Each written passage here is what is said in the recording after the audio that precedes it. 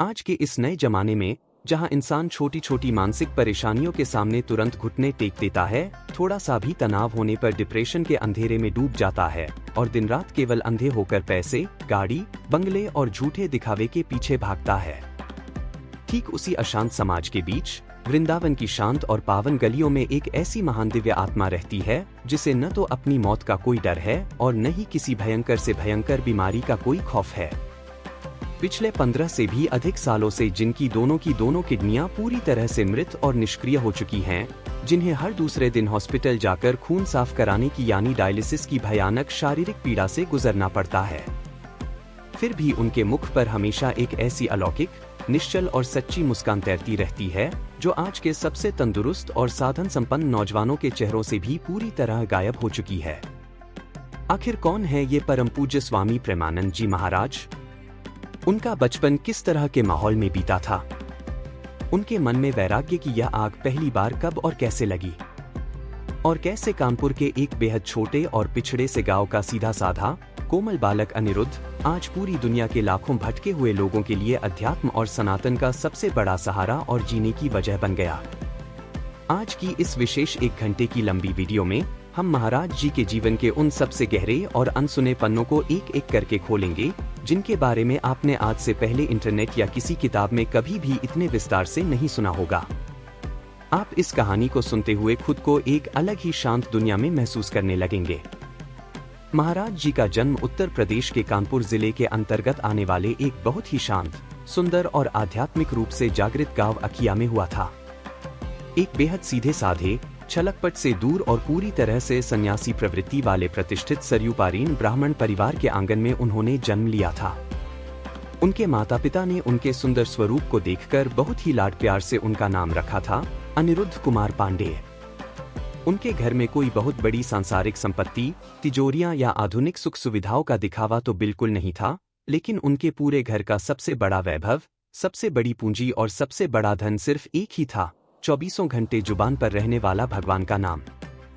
उनके पूज्य पिता श्री शंभू पांडेय स्वयं अपने आप में एक बहुत ही ऊंचे दर्जे के निश्चल साधक थे।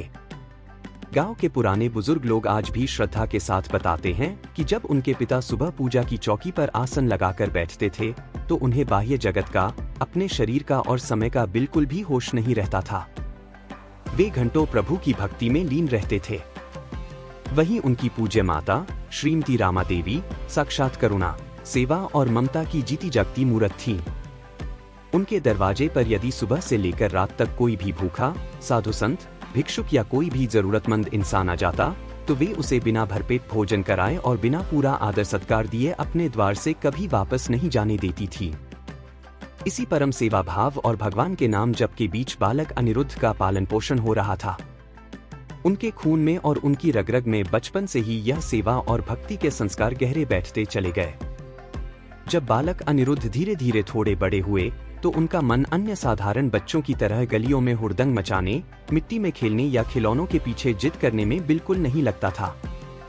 जब उनके हम उम्र दोस्त सुबह शाम तरह तरह के खेलों में व्यस्त होते थे, तब अनिरुद्ध किसी शांत एकांत कोने में, किसी पेड़ की ओट में बैठकर हनुमान चालीसा या दुर्गा सप्तशती के कठिन श्लोकों का बड़े ही मीठे स्वर में पाठ किया करते थे।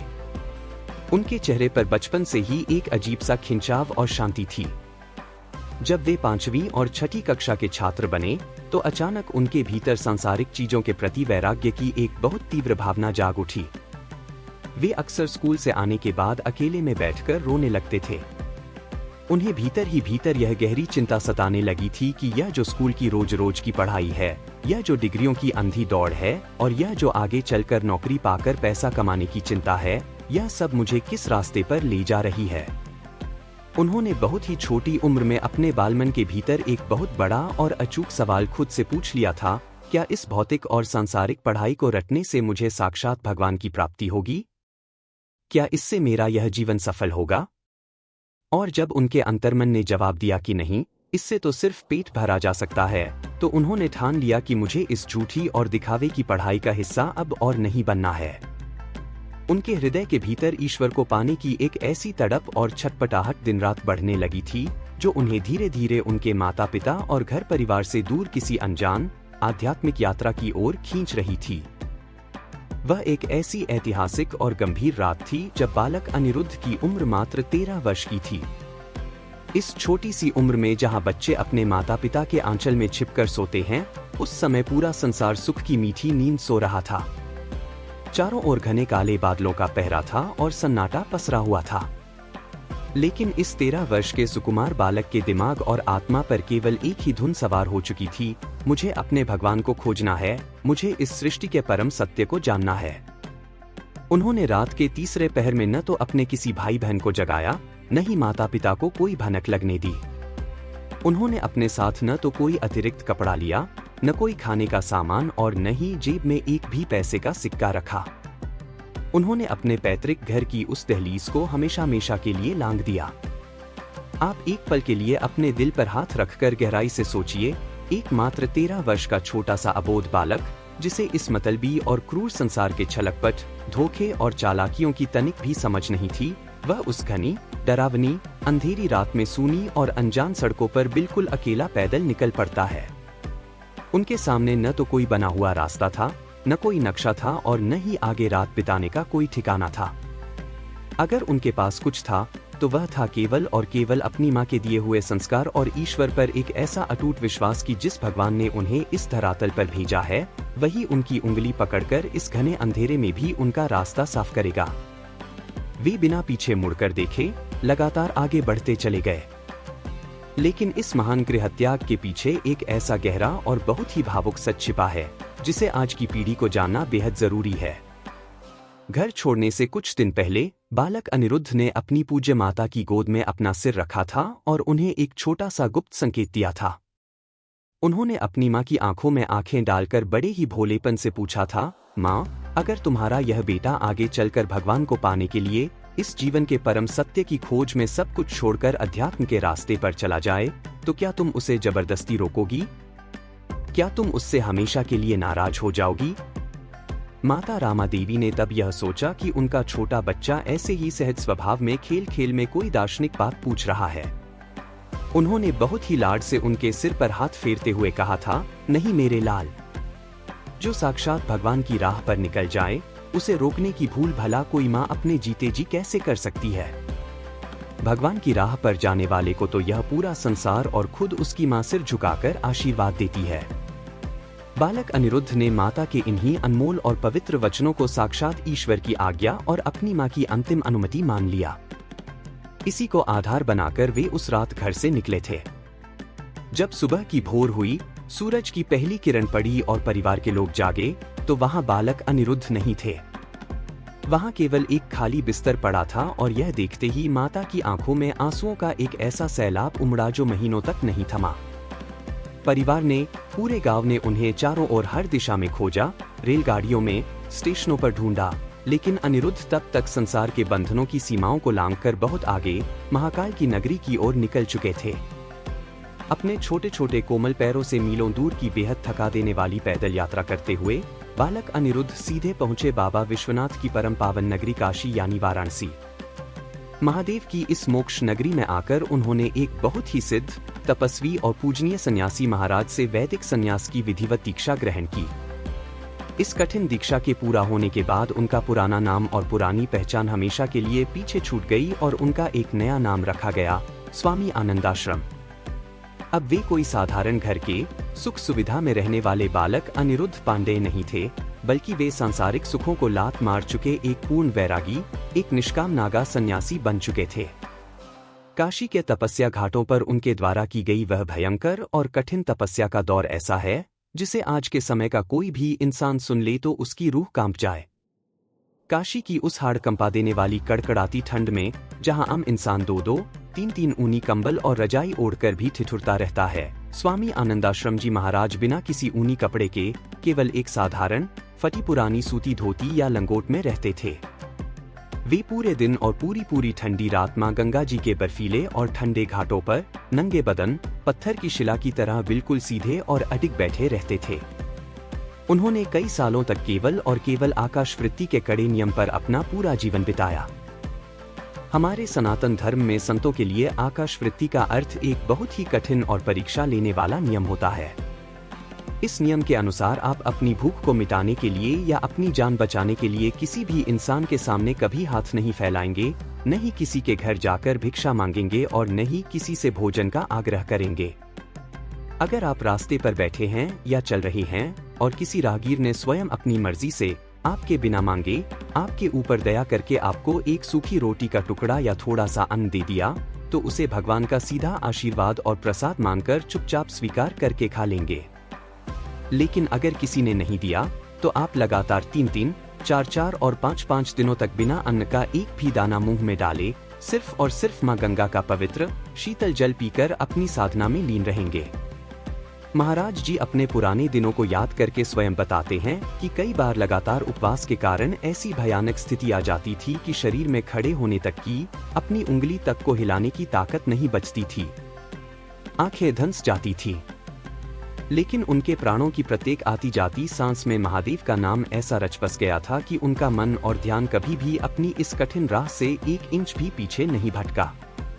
उन्होंने काशीवास के दौरान ही मौन रहकर वेदों, उपनिषदों, पुराणों और प्राचीन शास्त्रों का ऐसा गहरा और अगाध ज्ञान अपने भीतर समाहित कर लिया, जिसे सीखने और समझने में बड़े बड़े विद्वानों की पूरी उम्र बीत जाती है। वे एक परम ज्ञानी वेदांती सन्यासी बन चुके थे, लेकिन भगवान ने उनकी नियति में कुछ और ही लिखा था, उनके लिए एक अलग ही दिव्य प्रेम का स्थान चुन रखा था। काशी की पवित्र नगरी में स्वामी आनंदाश्रम जी का जीवन अब पूरी तरह से जम चुका था। वे केवल ज्ञान मार्ग के रास्ते पर चल रहे थे और अद्वैत के शिखर पर थे। वे मानते थे कि संसार मिथ्या है और केवल ब्रह्मा ही सत्य है। लेकिन एक दिन अचानक काशी के घाट पर एक बहुत ही पहुंचे हुए दिव्य वैष्णव महात्मा का आगमन हुआ। उन्होंने जब आनंदाश्रम जी के चेहरे पर वह अलौकिक तेज और वैराग्य देखा तो वे उनके पास आए और बड़े ही प्रेम से बोले, स्वामी जी, आप ज्ञान के इस सूखे और कठिन रास्ते पर कब तक अपनी आत्मा को तपाते रहेंगे? आप मेरे कहने पर सिर्फ एक बार मेरे साथ प्रियतम की नगरी श्रीधाम वृंदावन की अलौकिक रासलीला के दर्शन करने चलिए। शुरू में तो महाराज जी ने अपने संन्यास धर्म के कारण साफ मना कर दिया, क्योंकि एक नागा वैरागी सन्यासी इन सब रंगरूप, नाच गाने और संगीत के आयोजनों से बहुत कोसों दूर रहता है। लेकिन उन वैष्णव महात्मा ने हार नहीं मानी। उन्होंने बार बार बहुत ही भावुक होकर आंखों में आंसू भरकर महाराज जी से चलने की जिद की। उनके इस पावन हठ के सामने महाराज जी को झुकना पड़ा और वे उनके साथ वृंदावन चले गए। और भाइयों, वहां जाने के बाद जो अद्भुत घटना घटी उसे ही इतिहास में साक्षात ईश्वरीय कृपा का नाम दिया गया है। जैसे ही महाराज जी ने स्वामी श्री रामशरण जी महाराज के पवित्र आश्रम की रासलीला के पावन मंच पर साक्षात श्री राधा कृष्ण के दिव्य स्वरूप और उनकी लीला के दर्शन किए, उनके भीतर का वह सालों पुराना कठोर ज्ञान, वह वेदांत का सारा नियम कानून और सारा अहंकार एक ही पल में पिघलकर आंखों से आंसू बनकर बह निकला। उनकी आंखों से लगातार अविरल अश्रुओं की धारा बहने लगी। वे घंटों सुदबुद खोकर वहीं बैठे रहे। उन्हें तुरंत अंतर्मन में यह परम सत्य समझ आ गया कि जिस ईश्वर को वे काशी के पत्थरों, ठंडे घाटों और भारी भारी किताबों के पन्नों में खोज रहे थे, वह तो साक्षात परम प्रेम का रूप धारण करके वृंदावन की इन कुंजगलियों में मुस्कुराते हुए बैठा है। उस एक अलौकिक अनुभव ने उनके भीतर के सन्यासी को पूरी तरह बदल दिया। उन्होंने उसी पल काशी के उस ऊंचे, सम्मानित सन्यासी पद और अद्वैत मार्ग को हमेशा के लिए त्याग दिया। वे अपने साथ कुछ भी नहीं लाए, केवल एक फटी पुरानी चादर ओढ़ी और पैदल ही निकल पड़े श्रीधाम वृंदावन की पावन रज की ओर। वृंदावन की इस पावन धरती पर जैसे ही उनके कदम पड़े, उन्होंने चैतन्य महाप्रभु की परंपरा के अंतर्गत आने वाले राधा वल्लभ संप्रदाय की पूरी तरह से शरण ले ली। इसके बाद उनका नया नामकरण हुआ और वे कहलाए स्वामी प्रेमानंद। उन्होंने काशी का वह कठोर, नियमबद्ध और रूखा सन्यासी चोला सदा के लिए उतारकर फेंक दिया और वृंदावन के दिव्य रसिया रंग में रंग गए, अर्थात उन्होंने राधा नाम के परम प्रेम का मधुर और सुंदर चोला पहन लिया। शुरुआत के कई सालों तक उनकी स्थिति एक मतवाले जैसी थी। वे वृंदावन के बड़े बड़े पुराने वृक्षों के नीचे, कालिंदी के किनारे रात बिताते थे। दिन में वे वृंदावन की संकरी गलियों में जाकर संतों की परंपरा के अनुसार मधुकरी मांगते थे, यानी जो भी 2-4 सूखी रोटियां भिक्षा में मिल जाती थीं, उसे यमुना जल में भिगोकर खा लेते थे और अपना पेट भरते थे। उनके जीवन का अब केवल एक ही नियम, एक ही संकल्प और एक ही लक्ष्य रह गया था, दिन के 24 घंटे, रात के 8 पहर, अपनी हर एक आती और जाती सांस के साथ केवल एक ही महामंत्र का लगातार जाप करना, राधा राधा राधा और सिर्फ राधा। लेकिन इतिहास गवाह है कि विधाता अपने सबसे प्रिय और अनन्य भक्तों की परीक्षा भी सबसे ज्यादा कठिन, वज्र के समान भारी लेता है। आज से लगभग 15 से 20 वर्ष पहले महाराज जी के इस भौतिक शरीर में अचानक से बहुत ही असहनीय दर्द, कमजोरी और भयंकर व्याधि शुरू हो गई। जब स्थिति बहुत ज्यादा बिगड़ गई तो वृंदावन के संतों और भक्तों ने देश के सबसे बड़े, नामी और विशेषज्ञ डॉक्टरों को बुलाया और उनके शरीर की पूरी बारीकी से जांच करवाई। जब उन सभी डॉक्टरों की टीम ने महाराज जी की मेडिकल रिपोर्ट्स देखी तो उन सभी के पैरों तले जमीन खिसक गई, उनके होश उड़ गए। डॉक्टरों ने बताया कि महाराज जी की एक नहीं बल्कि दोनों की दोनों किडनियां पूरी तरह से सड़कर, गलकर नष्ट हो चुकी हैं, यानी मेडिकल की भाषा में वे पूरी तरह से फेल हो चुकी थीं। आधुनिक मेडिकल साइंस के सारे स्थापित नियमों के अनुसार ऐसे शरीर का एक हफ्ता भी जीवित बचना पूरी तरह से नामुमकिन और असंभव था। डॉक्टरों ने यहाँ तक साफ शब्दों में कह दिया था कि अगर यह व्यक्ति चमत्कारी रूप से कुछ दिन जीवित रह भी गया तो यह अपनी बाकी की पूरी जिंदगी केवल बिस्तर पर असहाय और लाचार होकर ही गुजारेगा, यह कभी अपने पैरों पर खड़ा नहीं हो पाएगा। महाराज जी के लिए हर दूसरे या तीसरे दिन डायलिसिस जैसी अत्यंत कष्टदायी, दर्दनाक और शरीर को निचोड़ देने वाली मेडिकल प्रक्रिया से गुजरना अनिवार्य हो गया। एक साधारण मनुष्य अगर इस भयानक और जानलेवा स्थिति में हो तो वह जीने की उम्मीद छोड़ देता है, डिप्रेशन की गहरी खाइयों में डूब जाता है और बिस्तर पर लेटे-लेटे सिर्फ अपनी मौत का इंतजार करता है। लेकिन स्वामी प्रेमानंद जी महाराज ने अपने आत्मबल और राधा नाम की शक्ति से मेडिकल साइंस के उन तमाम मोटे-मोटे ग्रंथों, वैज्ञानिक नियमों और डॉक्टरों के बड़े-बड़े दावों को पूरी तरह से झूठा और बेकार साबित करके दुनिया के सामने एक नया आध्यात्मिक इतिहास रच दिया।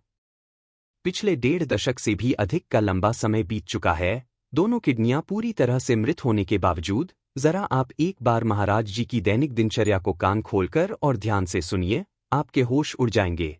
वे प्रतिदिन रात को ठीक 2 बजे, जब पूरी दुनिया गहरी नींद में सो रही होती है, अपने बिस्तर से उठ जाते हैं। वे घने काले अंधेरे के बीच, कड़ाके की ठंड या कड़कती धूप की परवाह किए बिना वृंदावन की कई किलोमीटर लंबी दुर्गम परिक्रमा रोज अपने पैरों पर पैदल चलकर पूरी करते हैं। परिक्रमा से लौटने के बाद वे सुबह से लेकर दोपहर तक देश और विदेश से आए हजारों लाखों व्याकुल, परेशान और रोते हुए भक्तों से मिलते हैं, उन्हें अपने मुख से बहुत ही सुंदर और सरल भाषा में प्रवचन देते हैं, उनकी व्यक्तिगत और मानसिक परेशानियां दूर करते हैं। और सबसे बड़े आश्चर्य की बात यह है कि इस पूरे लंबे समय के दौरान उनके चेहरे पर थकान का एक भी लक्षण नहीं दिखता, बल्कि उनके मुख पर एक अलौकिक, दिव्य सूर्य जैसा तेज और एक शांत मुस्कान हमेशा बनी रहती है। जब हैरान और चकित होकर बड़े-बड़े डॉक्टर और वैज्ञानिक उनसे हाथ जोड़कर पूछते हैं कि स्वामी जी, मेडिकल साइंस और हमारी किताबों के हिसाब से आपका यह शरीर एक मृत लाश के समान है, इसके भीतर का सिस्टम काम नहीं कर रहा, फिर आपके भीतर इतनी असीमित ऊर्जा कहाँ से आती है? आप इतना तेज चलते कैसे हैं? तो महाराज जी बहुत ही सादगी से मुस्कुराते हैं और उत्तर देते हैं, मुझे यह हाड़ मांस का भौतिक शरीर या यह किडनियां नहीं चला रही हैं, मुझे तो मेरी लाडली जी, मेरी प्राण प्यारी स्वामिनी श्री राधा रानी की अहेतुकी कृपा और उनके नाम की अनंत, अखंड महाशक्ति चला रही है। वे आज इस पूरी दुनिया में नास्तिकों और विज्ञान के सामने खड़े साक्षात जीते जागते सबसे बड़े अध्यात्म के चमत्कार हैं। स्वामी प्रेमानंद जी महाराज के दिल में आज की इस भटकती हुई युवा पीढ़ी के लिए एक बहुत ही विशेष, गहरा और पिता जैसा स्नेह है। वे अक्सर अपने प्रवचनों में बहुत ही दुखी और भावुक होकर कहते हैं कि आज का नौजवान लड़का या लड़की बात बात पर अवसाद यानी डिप्रेशन, नशा, जुआ, गलत संगत, वासना और भटकाव का शिकार क्यों हो रहा है? क्यों आज का युवा अंदर से इतना खोखला और कमजोर हो चुका है? इसका केवल एक ही कारण है कि हमने अपनी जड़ों को, अपने सनातन धर्म को और अपने माता पिता के दिए हुए महान संस्कारों को पूरी तरह से छोड़ दिया है और हम पश्चिम की इस अंधी और खोखली सभ्यता के पीछे भाग रहे हैं। महाराज जी कहते हैं कि यदि कोई भी युवा अपने पूरे जीवन में केवल इन 3 सबसे बड़ी शिक्षाओं को ईमानदारी से उतार ले, तो दुनिया की कोई भी ताकत उसे नाकाम या दुखी नहीं कर सकती। उनकी पहली और सबसे प्रधान शिक्षा है अपने माता पिता की जीते जी सच्ची सेवा और उनका पूरा आदर करना। महाराज जी का बहुत ही कड़ा और साफ नियम है कि अगर आपके अपने घर के जीवित माता पिता आपकी वजह से भूखे सोते हैं या रोते हैं, तो आप दुनिया के चाहे किसी भी मंदिर में चले जाएं, कितनी भी पूजा पाठ कर लें, भगवान आपसे कभी खुश नहीं हो सकते। आपकी सारी भक्ति बेकार है। दूसरी शिक्षा, परस्त्री का पूर्ण सम्मान करना, अर्थात समाज की हर एक बहू बेटी और महिला को केवल और केवल अपनी सगी बहन और पूज्य मां की पवित्र नजर से देखना। किसी के प्रति भी मन में वासना या गंदे विचार न लाना। और तीसरी सबसे बड़ी और अचूक शिक्षा है निरंतर नाम जप करना।